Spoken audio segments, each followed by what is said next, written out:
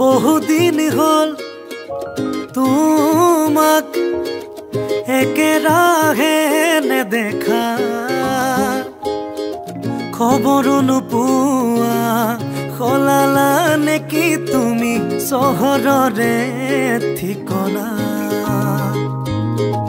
ভবাতো নাছিলো তুমি হঠাৎ এৰি যাবা, কৰি এৰা পৰলীয়া। তুমি নহলে এই চহৰ